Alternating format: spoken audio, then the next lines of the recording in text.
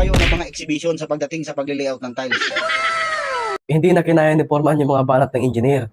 Ngayon, si architect naman yung pinagtitripan niya. Akala niya siguro, mas madaling banatan yung mga architect. Tingnan natin. Sila na, lampas sa kalahati ng tiles. Yan yung sinasabi ko eh. Basta itong main area natin, ang mga zero dapat dito, laging lampas sa kalahati ng tiles. Pag lumit ka sa kalahati ng tiles, mali na yun. Pagka namontrata ka sa iba, kahit hindi na sa akin. At least ayan, ma-apply mo na yan. Laging ganun ang latag mo. Basta pagka itong major area, itong major area na to, dapat ang zero mo dyan, kalahati ng tiles lagi. Ang sobra, o sobra sa kalahati ng tiles. Ha? Hindi, kayang gawin yun, sir. Maniwala ka. Okay sir, pasensya ka na ha. Medyo gagawin ko ng reaction video itong video mo na ito. Kasi napakahirap isipin sir yung sinabi mo na yan. Parang tingin ko sa inyo, napakasila ninyo pagdating sa trabaho. Ano? Okay? So, ito naman boss ay reaction video lang. So, ipapaliwanag ko sa inyo kung bakit hindi pwede yung sinabi ni sir na yun. Kasi ang sabi niya, kapag lumiit sa kalahati ng tiles ang seroho ay mali na. Sa sobrang tagal ko na mga bossing na tile setter, nang sagan pa po akong pinakamagaling na foreman sa buong Pilipinas. Ngayon ko lang ako narinig yan. No? Kasi mga bossing, ang seroho po natin, ay natatawa ko. Ang seroho natin mga bossing, nakadepende po yan sa floor area. Bakit? Kasi hindi mo naman mape-perfect na laging lamang yung seroho mo dun sa kalahati ng tiles. Kasi depende nga sa sa sitwasyon, depende sa floor area. Ganito sir, bibigyan kita ng floor area.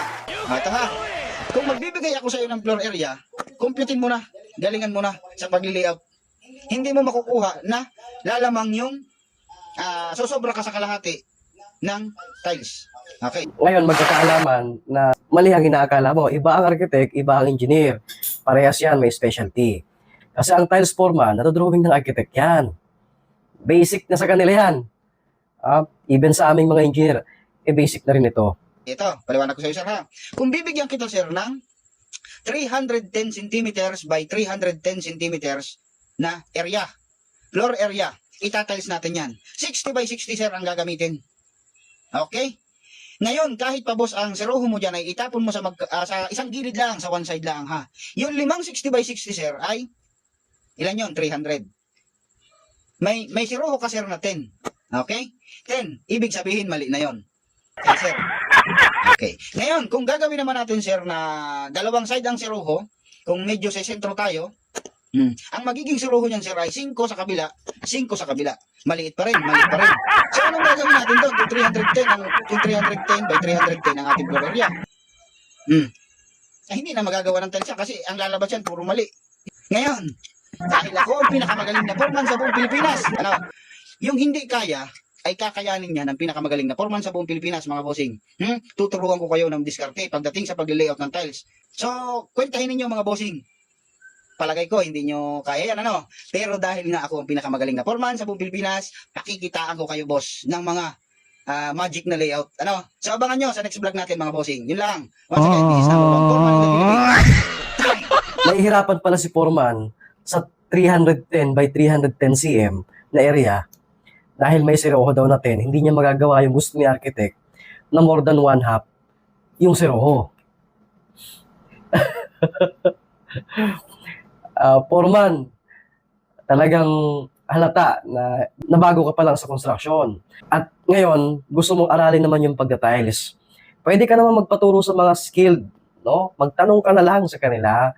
Huwag mo na ipangalanda ka na mas magaling ka sa kanila. Ginagawa mo pa yung content para lang magtanong. Direktahin mo na yung mga tao, direktahin mo na yung architect. Architect, paano po ba gawin yung sinasabi mo? Ganun na lang, foreman. Nakakahiya. Pero ako na magtuturo sa'yo kasi napaka-basic naman ito. Kahit ibang tile setter, alam na alam ito. Alam mo yung line and grade. Alam mo yung mga taga-layout ng tiles. Sabi mo, nag-high-rise ka. Pero alam mo ba na pinaka-basic yan sa high-rise? Ituturo ko sa'yo yung basic. May basic din na competition yan. Ang pagkakamali mo kasi, iniisip mo yung isang side lang yung G's. Yun na yung seroho. Pero ito yan, papakita ko sa'yo. Ganito lang kadali yan, por. Sabi mo, may 310 cm by 310 cm ka. May tiles ka na 60 by 60. So, papasok ngayon, sabi mo, 5 tiles na 60 by 60. Tapos, meron kang serohong G's. Por, paano magiging sobra sa kalahati yung kabilaan? Paano magiging sobra sa kalahati yung mga seroho mo? Basic lang. Ganito gawin mo, por, Ito yung gis mo, may 60 ka dito. So, ang mga architect at engineer, meron na kasing drawing yan. Ina-adjust lang yan, no? Napakadali, foreman. Para magkaroon ka ng idea at nahihiya ka magtanong.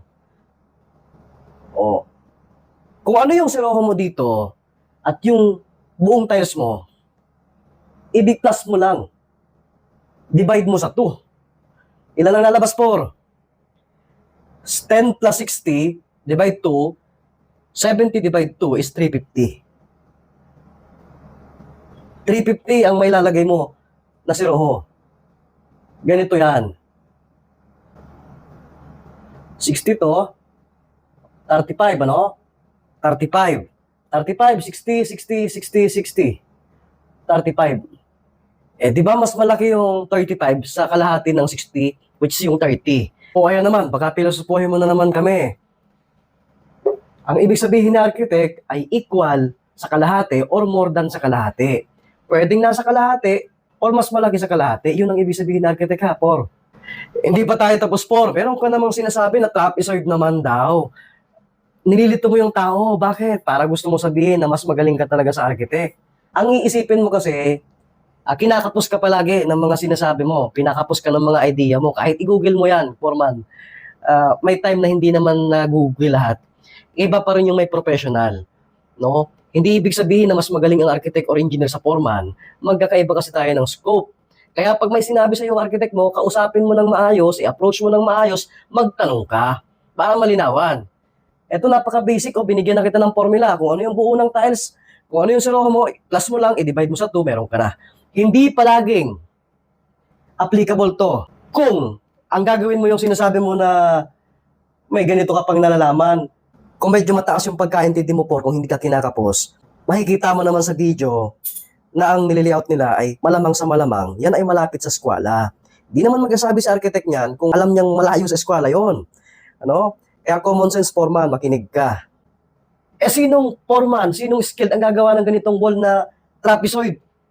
Kung meron man, yan yung case na iba yung siroho. Pero, ilalayout ngayon ni architect yan, itanong mo lang kay architect, ibabalik mo lang sa kanya.